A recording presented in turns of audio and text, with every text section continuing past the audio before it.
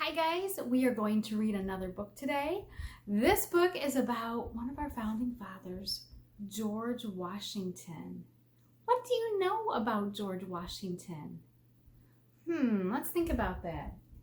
Maybe you've seen his picture before on the $1 bill. That's George Washington. What about on one of our coins?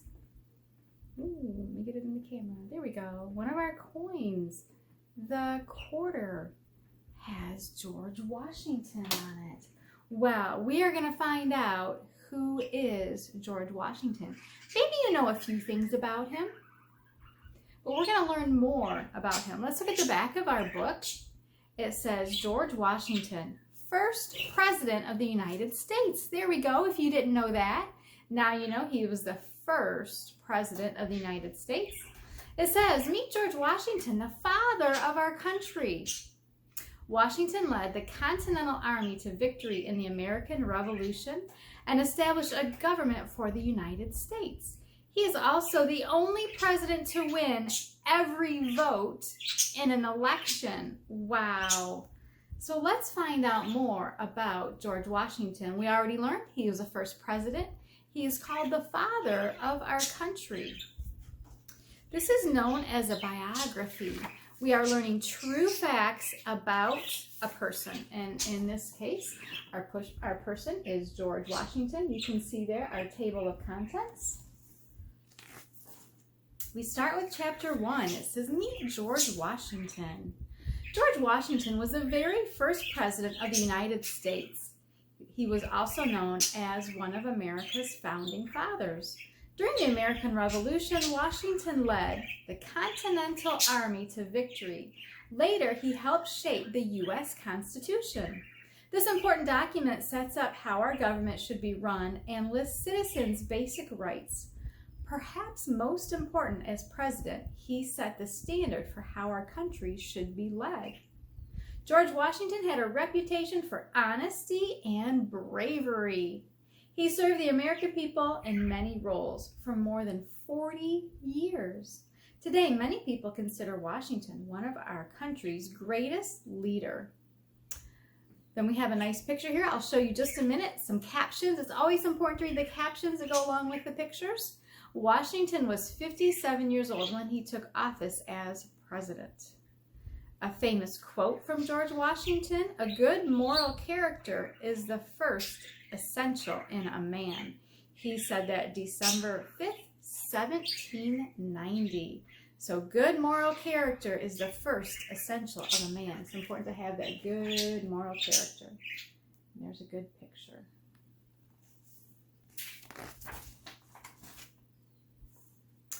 This illustration shows young George with his father. When George was young, most wealthy families made sure their sons were well educated. However, George was self-taught. He had less schooling than other founding fathers. And remember, this is not a photograph, but it is a painting. So not a real photograph. Photographs didn't exist back then. Country boy from Virginia. George was born in Virginia on February 22nd, 1732. At the time, Virginia was one of the 13 British colonies in North America. Remember, we were ruled by England and we were considered a colony. When George was just 11 years old, his father died. He left George a small piece of land and 10 enslaved people. George's older brothers had gone to school in England, but there wasn't enough money to send George. George had always looked up to one of his older brothers, Lawrence. Now, Lawrence became a father figure to George. He even introduced George to the man who would give him his first job making maps. And then there's an illustration of the house where Washington was born. So you can see there's that illustration of the house where he was born. And then we have that picture of George with his father. Chapter 2, Gaining Fame. In 1748, most Virginia colonists lived along the coast. But as people continued to arrive in North America, more land was needed. Washington went to survey Virginia's western frontier. Indigenous people had been living there for thousands of years. and colonists were pushing them off the land. As a result, there was fighting between colonists and the indigenous people. In 1753, Washington returned to the frontier with a militia company. He tried to get the indigenous people and their French allies to leave the land, but he was unsuccessful. In fact, his mission led to the French and Indian War, but tales of Washington's bravery made him famous. Our picture in the caption says Washington's surveying job gave him a chance to buy land. At the time, owning land was key to a person's success. Every job is honorable in which a man can serve his country. So George Washington, September 14th, 1775. So he was a surveyor. That means he helped set up the boundary lines and the property lines. This illustration shows one of an artist's idea of George and Martha's wedding. In real life, Martha wore a yellow dress and no veil. Like most other wealthy colonists, Martha and George ordered clothing, furniture, and other household items from England. For the most part, items like these were not manufactured in the colonies. So this is a picture, George Washington and Martha, and we're going to learn more about their wedding. But remember, this is not an actual photograph, it's a painting. And they said she wore a yellow dress and did not have a veil. This is called Gentleman Farmer. In 1759, Washington married Martha Dandridge Custis. She was a wealthy woman whose husband had died. Martha had 2 young children whom Washington raised on his own. Washington's brother Lawrence had died several years earlier. By 1761, Washington was the owner of Lawrence's estate called Mount Vernon. Washington used British agents to sell the tobacco he grew at Mount Vernon. He also relied on agents to buy his goods from England. Washington felt he was being paid less for his crops than they were worth, and that the goods from England were overpriced. He realized the colonists needed to become financially independent of Great Britain. So he was not happy with the prices he was getting from Great Britain. Chapter 3, Revolutionary Problem Solver. The British taxed Americans to pay for fighting on the frontier. Many colonists thought the taxes were unfair because they had no say in British government. The First Continental Congress began in September 1774. Representatives from every colony except Georgia met to discuss their British rulers. Washington was one representative from Virginia. The colonists thought they could solve their problems peacefully.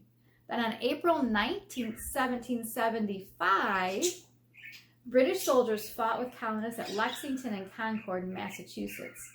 It was the start of the American Revolution. And there's a book that we read, Sam the Minuteman talks about that first fight at Lexington and Concord.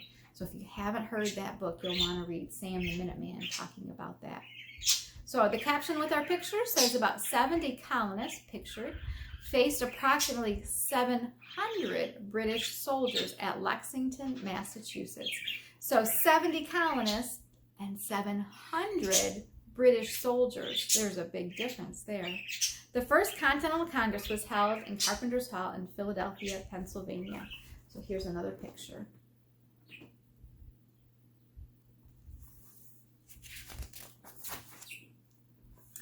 Back in command, the Second Continental Congress began in May. The decision was made to form a Continental Army. The men voted unanimously. That means everyone agreed. Everyone thought, yes, this is a good idea, let's do it. To make Washington its commander-in-chief. Although Washington had never led an entire army, he accepted the position. He came up with battle plans and trained the army. For 8 years, Washington led a group of tradesmen, farmers, and merchants against the greatest military power in the world, Great Britain. Many times it looked as if the cause was lost, but in 1783, the colonists finally won their independence with help from the French. There's a picture here of a lady. Washington wrote Wheatley a letter praising her poem and thanking her for writing it. So on our caption here that goes with this picture, it's talking about this famous painting. says in December 1776, Washington crossed the Delaware River for a surprise attack on British forces in Trenton, New Jersey. The battle changed the course of the war. Well, Phyllis Wheatley wrote a famous poem to celebrate Washington's leadership. She was born in Africa and enslaved in America. She was the first African-American woman to publish a book. And then this was a picture of her, and George Washington sent her a letter thanking her for writing it. A fresh start. Here's our picture. The captions with it read, Washington was chosen as president of the Constitutional Convention. Rhode Island was the only state that didn't send a delegate to the convention. So these men are from what were those 13 colonies are now becoming the 13 independent states of the United States, right? No longer under rule of the British colony. Fresh start. America was now a free country, and Washington was a hero. Some thought he should be king. Washington disagreed. He returned to work at Mount Vernon. Then in 1787, 55 men met in Philadelphia, Pennsylvania, to discuss the formation of a new government. The meeting became known as the Constitutional Convention. Some of the men, like Washington, thought there should be a strong federal government. The states would be governed by one central authority, though each would have its own government too. Others wanted individual state governments to have more power. It's not easy to come to an agreement, but eventually the men created the U.S. Constitution. And so again, there they are working, trying to come up with the Constitution that everyone would agree to. Not an easy task. Chapter 4, Hello, Mr. President. Look at our picture that goes with this. Washington had worked hard to get the Constitution approved by all the states. After that, he thought he'd return to work at Mount Vernon, but once again, he was called to serve. The first presidential election was held in 1789. So we got our freedom in 1770. Well, 1776 is when the men met and they signed the Declaration of Independence. That's declaring we are free and independent. We are no longer going to be part of Great Britain. The first presidential election was held in 1789, so several years later. Though no one ran against him, Washington is known for being the first and only president to be elected by unanimous vote. There was no quarreling, no question about it. They wanted the leader, General George Washington, to be our first president. After being sworn into office April 30th, 1789, Washington moved into the presidential mansion. It was called the Franklin House or Osgood House. It was in New York City, which was the capital of the United States at the time. He helped set up the government and determine the roles and functions of the president. So it did not start in Washington, D.C. The capital at the beginning of our country was in New York. And this illustration shows President Washington being sworn into office. It took Washington 7 days to go from Mount Vernon to the ceremony in New York. In towns he passed through, people held parties and militias joined him. So quite a celebration that the United States had their first president, and they were going to New York for the celebration, for the swearing in of their first president. And he traveled from Mount Vernon, his home in Virginia, all the way up to New York. Here's our next picture. These are really nice paintings that are included in the book. Washington, far right with his cabinet from left to right, Knox, Jefferson, Randolph, and Hamilton. Washington's cabinet was made up of 4 people. Today, the president's cabinet includes 15 or more people. So government has grown quite a bit from those first days. For the people, Washington knew his actions would define the role of the president and shape the entire government. Washington chose his cabinet, which included 4 people. Thomas Jefferson was Secretary of State. Alexander Hamilton was Secretary of the Treasury. Henry Knox was Secretary of War, and Edmund Randolph was Attorney General. So we had Secretary of State, Secretary of the Treasury, Secretary of War, and then the Attorney General. Washington also appointed the judges to the U.S. Supreme Court, which is the highest court in the land, and he created a national bank to pay off the country's war debts. Washington even picked the spot where the permanent capital of the country would be. He chose 100 square mile on the Potomac River. Today, that area is today Washington, D.C. So he was instrumental in picking out that area for the capital. Why, it's named after him, of course. All right, round 2. In 1793, another unanimous decision, Washington was elected for a second term. This time he focused more on the United States' relations with other countries. The French Revolution had begun in 1789. The French people rose up against their rulers. France later declared war against Great Britain and Spain. Many people in America thought the United States should help the French. But Washington disagreed. He knew the country did not have the strength or the money to get involved in another war. He argued strongly that the United States should stay out of foreign affairs. Our picture here, let me show you. That is not a United States flag, you'll notice, but it is a French.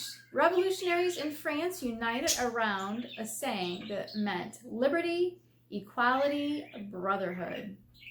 Washington's second inaugural address remains the shortest of any president. It was only 135 words. So if you've heard some presidents, some of our past presidents, some of their speeches, it's a lot longer than 135 words. And then the Washington Monument in Washington, D.C. was dedicated in 1885.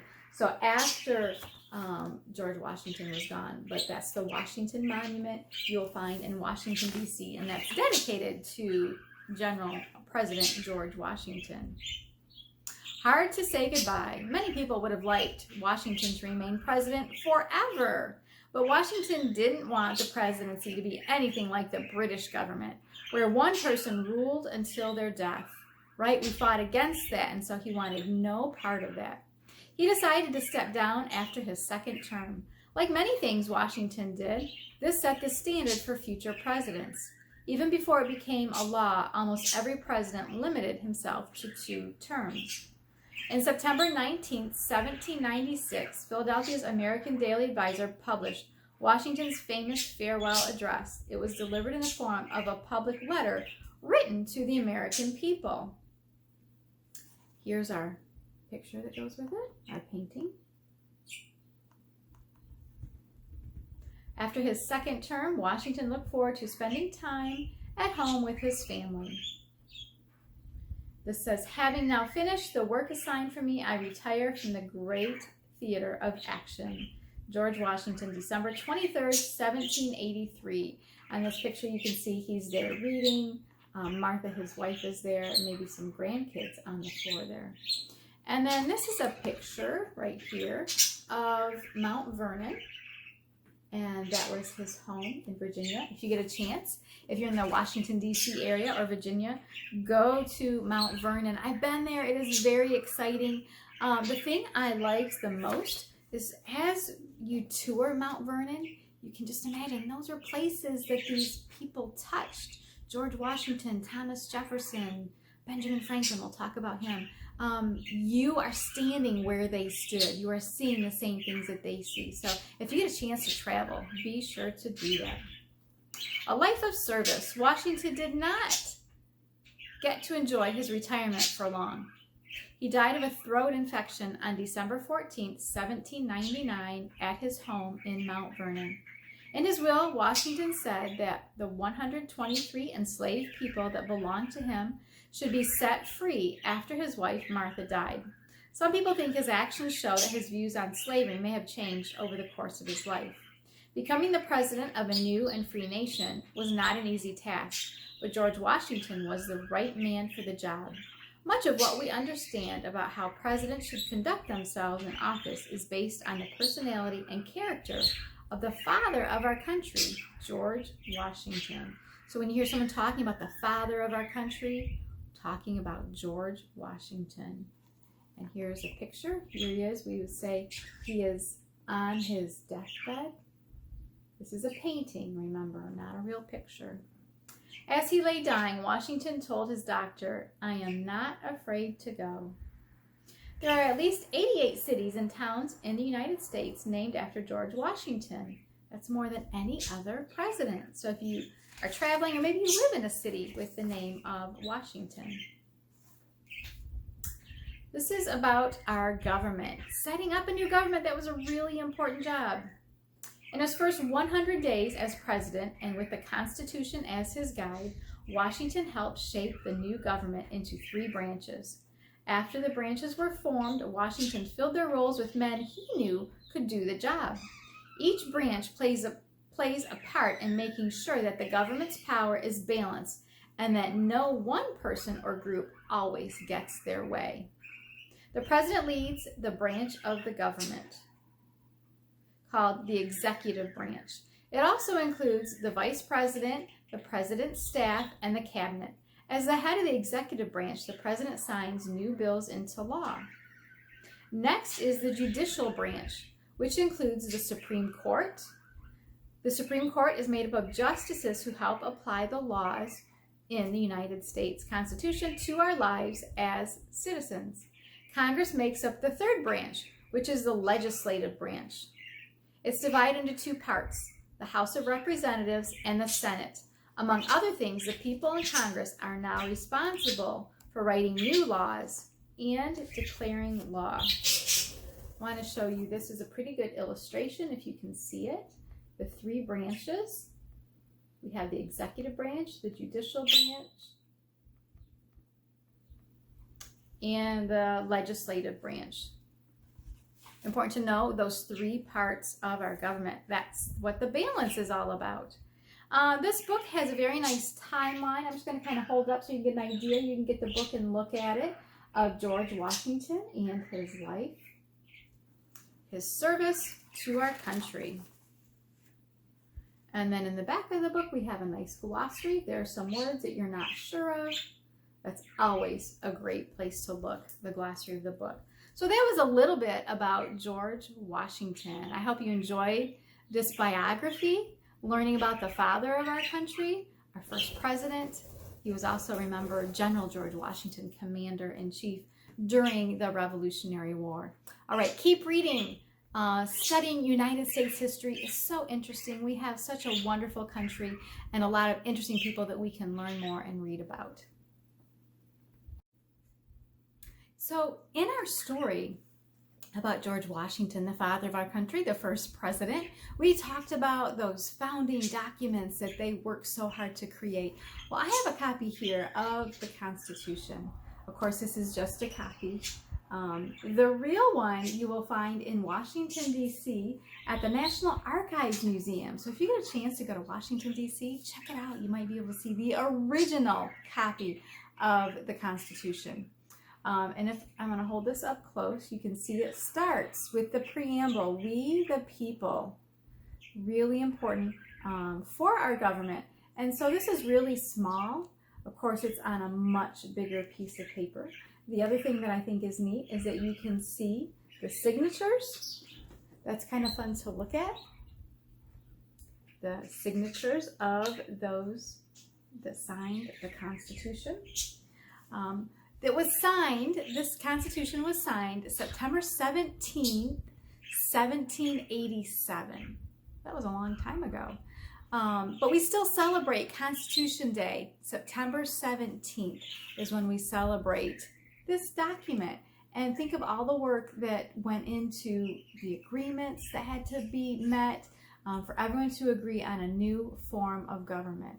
And so remember, George Washington and all of those men, our founding fathers, came up with our 3 branches of government. We have the executive branch, the judicial branch, and the legislative branch. So important to remember that balance of power for our government. All right, keep studying, keep learning, learn more about our country and our history.